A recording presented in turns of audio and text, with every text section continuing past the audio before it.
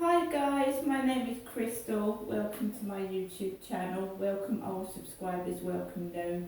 If you like my videos, please press the like button. Please do subscribe. I'm sat in my hallway because it's quieter. There's no windows, so you won't be able to hear people making noises outside. It tends to get noisy outside in the evenings, and I've got to keep my windows open even though there's really no air coming through. Right. Siri, what's the time, please?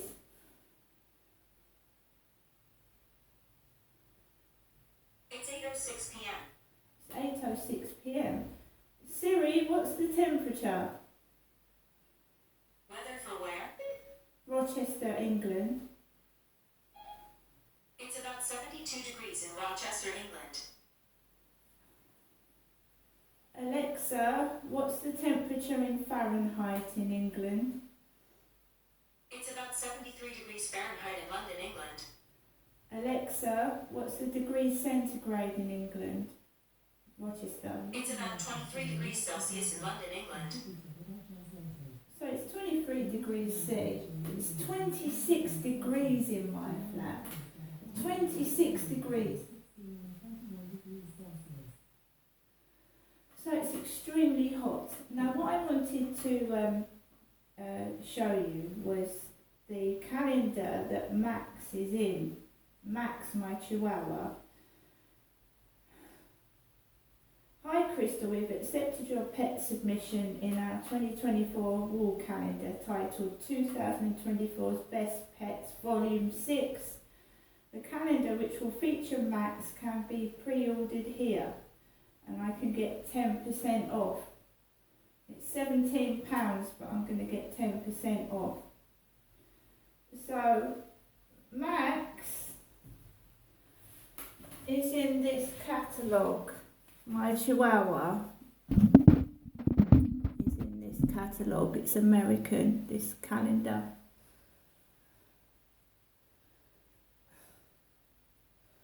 Right, so I think we've got a message from my mum. I don't think she's phoned just yet, but she rang later on this afternoon.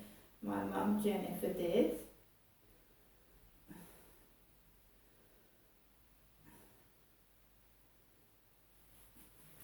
Welcome to your EE voicemail. You have 3 new messages and 5 saved messages. First new message. Received today at 7:49 a.m. Good morning. Your message will be saved for 7 days. Next new message.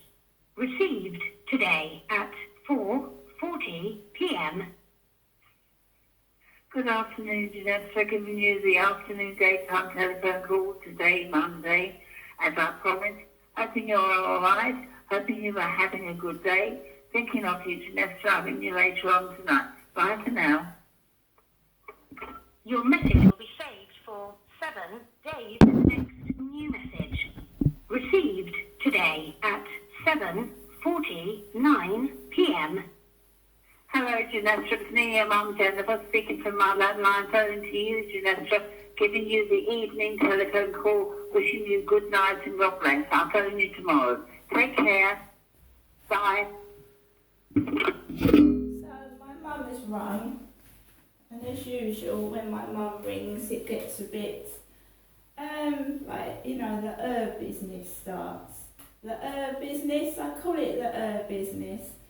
I'm a single white female. I'm from Rochester in Kent, and you know, I'm just trapped in this place where I'm stuck by myself and I can't escape. I can't escape. Max, I know you want to sit on my chair, but it's hot, Max. So I can't escape. I can't escape this prison I'm in. So I'm single. I'm looking for a decent male to go and have a coffee with, but I'm trapped in this prison. My mum rings 4 times a day. She's my mother. and we are just corresponding by post and phone now. I'm not going up there anymore because I want to be able to just carry on my life by myself and try and find someone eventually.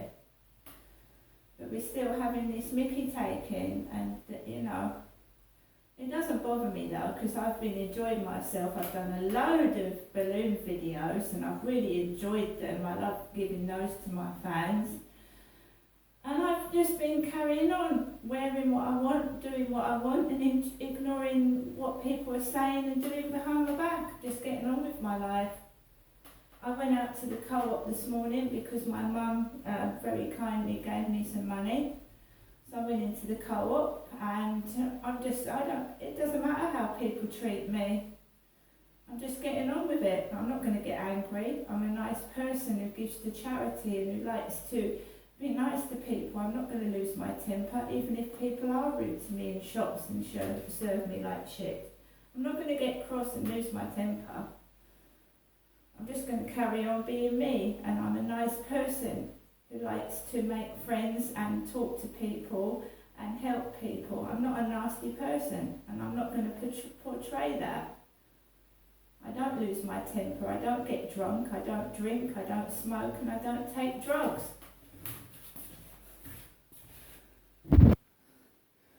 So, what did the guys outside have planned for me today? Well, I don't wear my baseball cap very much now because I want people to see the woman that I am. I'm a female and I'm not hiding underneath a baseball cap. So at 10 to 7, me, Crystal, went out by myself with Max around the back of the flats, completely happy in my black Dunlop t-shirt, my black shorts and my trainers.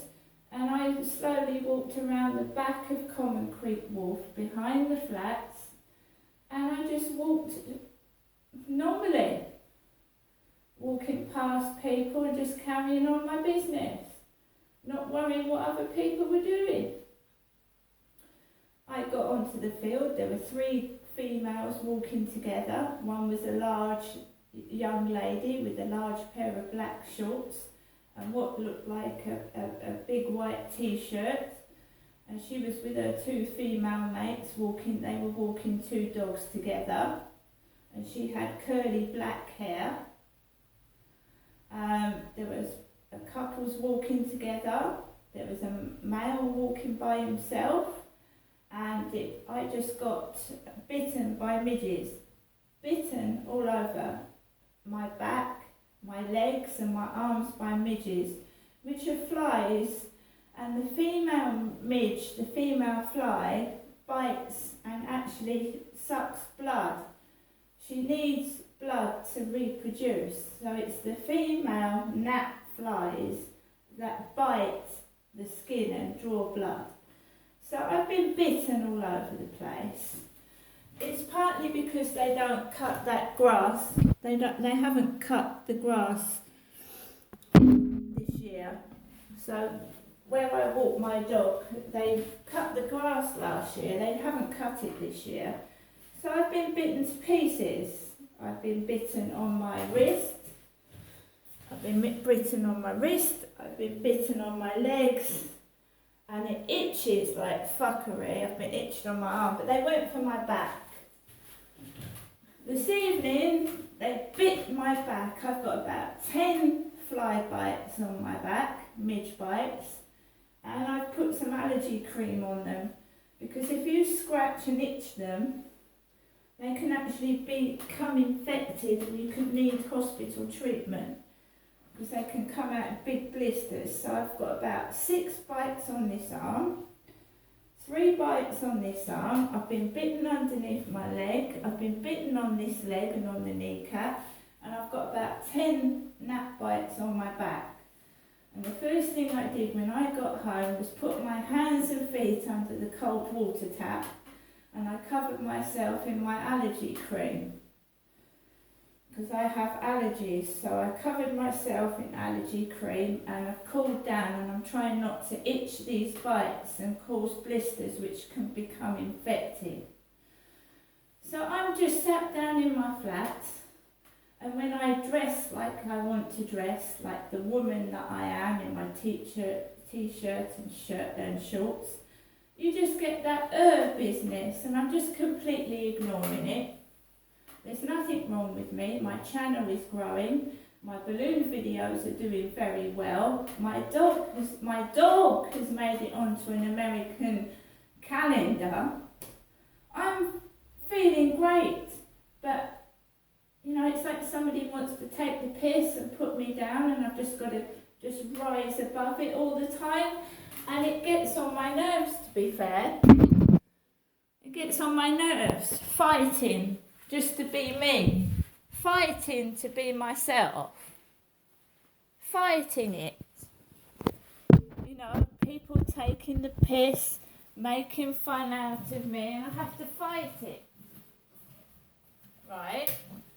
I don't go out at night. I'm in my 50s. I don't go out drinking. I don't go to pubs. I don't go to clubs. I don't drink. I don't smoke. And I'd rather stay in my flat safe. It is very, very hot. It's boiling. I'm not going to lose my temper. I'm not going to get cross. I'm going to make myself a cup of coffee a bit later on. And I'm just going to relax and watch YouTube videos. I left my flat for 3/4 of an hour. When I came back, I heard a dog barking next door. This is my flat and only I should be in it. If I catch anyone in my flat, God help them. And I really mean that. Alexa, LBC Radio. LBC London from Global Player. Jonathan, what's the logic then? The logic is that university, of course, is one option, but actually we want to make sure we have a better funded further education, particularly in apprenticeships, because we ultimately believe that's the way that you're going to really improve social mobility. I don't think it's unfair to ask for a grade 4 old money C- in English and Maths at GCSE and 3 E's at A-level in order to be able to access student loan, which is taxpayer funded up front, in order to access university. This would impact around about 10% of the current student population at university. If those students went into further educational apprenticeships, that'd be a £1.8 billion boost to that particular sector. And with the reforms that we've talked about alongside increasing their levy transfer to 35%, making sure that actually things like welfare, so at the moment, if an under 19-year-old whose household has got child benefit, if they go to A-levels, it stays. If they go to an apprenticeship, it goes. We're saying actually, no, if you go to an apprenticeship, that child benefit should remain in place for anyone under the age of 19.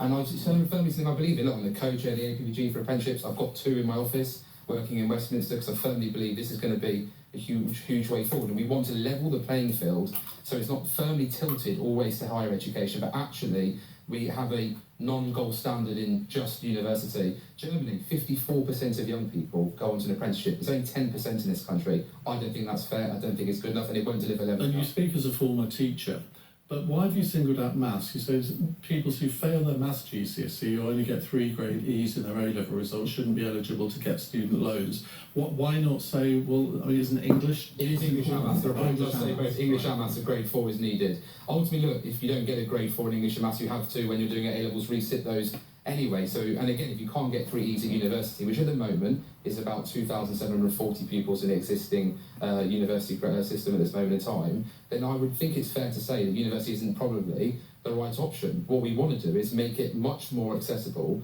to go on to apprenticeships. 5%, for example, of low-income students from low-income households are doing degree apprenticeships. That's simply not good enough. 30% of small businesses, however, are actually picking up students who haven't got to pass in their English or their maths. They're going to give them a life skill, they're going to give them a trade. We need welders, we need plumbers, we need bricklayers, we need electricians. We can't keep relying on mass migration to fill these vacancies. We should be skilling up our own workforce. But what effect would this have on the university system? Because if numbers fall by 10%, that's going to mean that 1 or 2 universities would go out of business, presumably.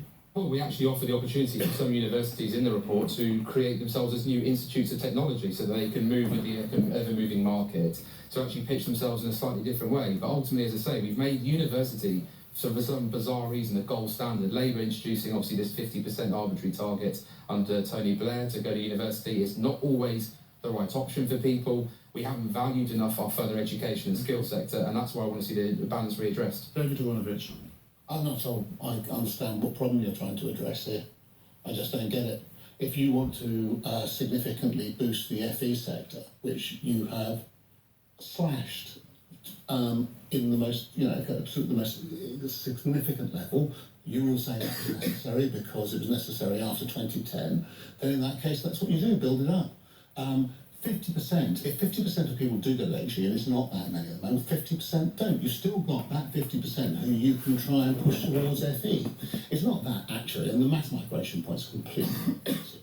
And you just kind of bung that in order to kind of get in order to get a little bit of applause. David, as a former Euro-communist, I'm not surprised you're saying that, but that's fine. The word form is quite important there. Because I was actually 21 and I'm now 69. I am 69. I think that kind of succeeding 48 years, I'm allowed to kind of temper my views slightly. But when you get my age, you'll have tempered your views as well. You might have come back to planet Earth, Jonathan. Why are you sneering at the idea that we want more people to go into further education? This metropolitan elitist idea that somehow university is the be-all and end-all is absolutely for the birds. What we want to see is more kids get into skilled qualifications. We need more welders, more bricklayers. We've come up with a system and ideas, fully costed in our 70-point plan, which is something you haven't read, let's be perfectly honest, actually outlining a very clear proposal of how we can readdress the balance, how we can make sure that graduates aren't going in to do degrees that are ultimately going to make them earn more money than the apprentices. It's almost a massive pilot now. I mean, I actually used to be a teacher on the front line. I was a trade union rep also during that time as well. Don't lecture me about education, man. I actually spent 8.5 years day in, day out in classrooms in state secondary schools in London and in Birmingham. Education, let alone lecture you about education. Clearly that kind of spirit you learned in the classroom of telling your students what they should think is not something you've lost. The teacher is the expert in the room. That's how question works. But my suggestion to you is forget the business about trying to penalise students who want to go in higher education. No one's penalising students. Yes, you are. That's what you're asking to do. 3 A-level is a forget pass. that. Boost the FE sector. Boost the apprenticeship. Forget the business about attacking migration, because in the long term you're going to require that migration anyway, because we're going to have fewer young people in the population. That's the situation, demographic situation for us. Address the real problems and stop kind of trying to hit the hot buttons for a section of the electorate, really, that's never going to get you right into power. Okay, let's bring in Emily.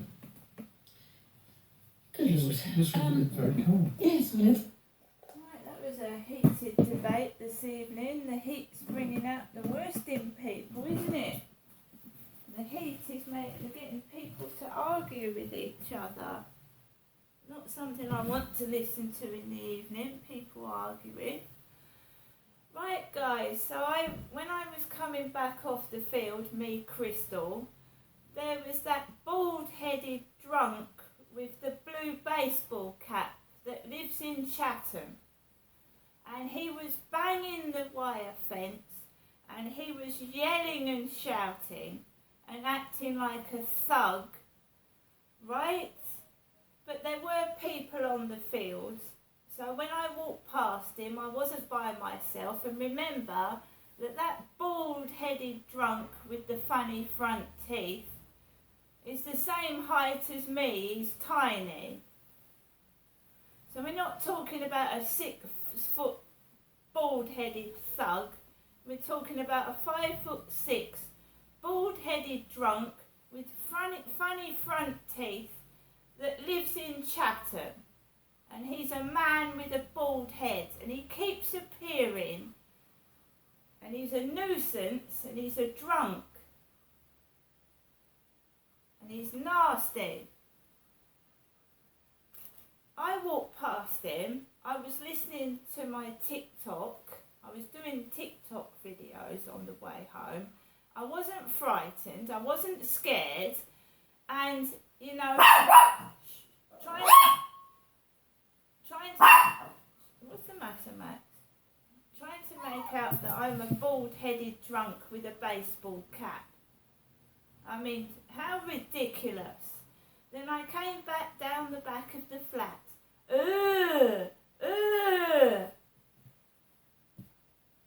Because I'm wearing shorts and I'm a woman.